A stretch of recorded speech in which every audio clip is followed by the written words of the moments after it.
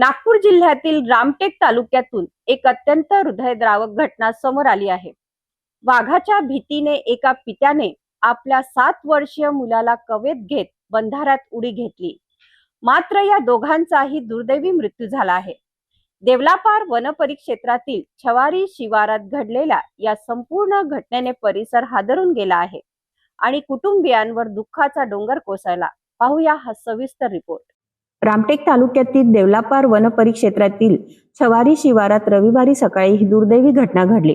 मृतांमध्ये जीवन धर्मराज कोकाडे वय 35 वर्ष आणि त्यांचा 7 वर्षीय मुलगा जतीन कोकोडे यांचा समावेश आहे।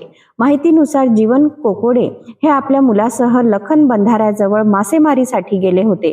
त्याच वेळी वाघ येत असल्याची चाहूल लागल्याने ते घाबरले। भीतीपोटी त्यांनी आपल्या चिमुकल्या मुलाला कवेत घेत थेट बंधाऱ्यात उडी घेतल्याचे सांगितले जात आहे। मात्र बंधाऱ्यातील खोल चिखलात अडकल्याने दोघांनाही बाहेर पडता आले नाही आणि दुर्दैवी घटनेत त्यांचा मृत्यू झाला।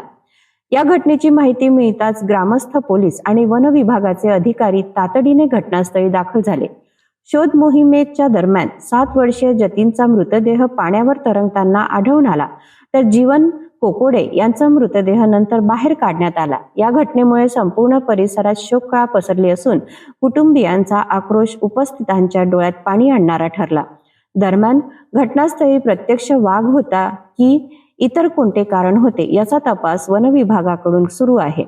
जंगलात राहणाऱ्या नागरिकांच्या सुरक्षेचा प्रश्न पुन्हा एकदा ऐरणीवर आला असून स्थानिकांनी अधिक प्रभावी सुरक्षा उपाययोजनांची मागणी केली आहे।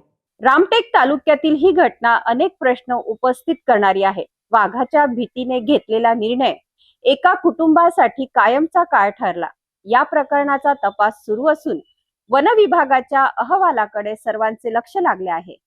मृत पिता पुत्राला सिटी न्यूज कडून भावपूर्ण श्रद्धांजली।